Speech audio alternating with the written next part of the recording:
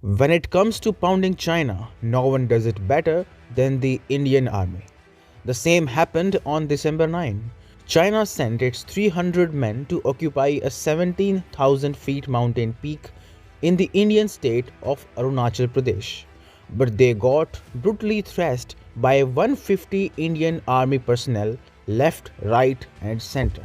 They wanted to uproot an Indian post, but what they actually got were bone fractures and bruises. At least 22 Chinese soldiers were injured and 12 were captured by the Indian army. Meanwhile, 6 Indian soldiers were also injured in the scuffle. Or as I said, this is not new. Last time when Chinese sissy soldiers and Indian forces squared off 2 years back in the Galwan Valley in Ladakh, the outcome was the same.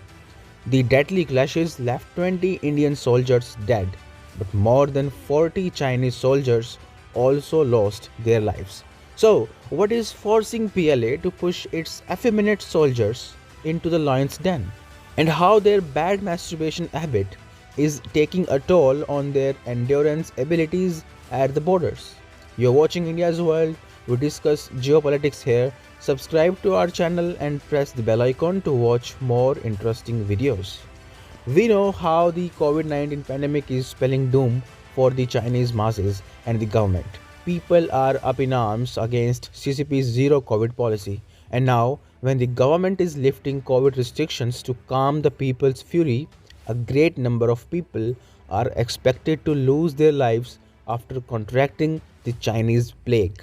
As per experts, around 2 million deaths can occur in China due to hasty departure from the zero COVID approach. So, people in China are living in panic. The government needs something to distract them, and that is where the idea of poking India in the eye comes from. But the idea is backfiring big time. It looks like CCP tends to falsely overestimate the fighting skills of its sissy effeminate soldiers, especially in the Himalayas. China currently boasts the second largest army force in the world, after India. Around 4 million people serve in the Chinese army. Most of them are weak. Almost all of them are single child of their parents, thanks to China's one child policy that was scrapped by the government back in late 2015.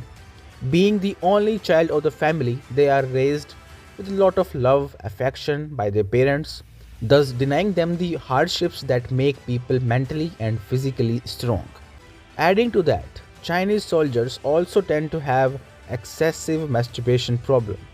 As bizarre as it may sound, excessive masturbation is a major factor behind the low performance rate of Chinese soldiers in the bone-chilling weather of the Himalayas, where an extraordinary level of endurance is required.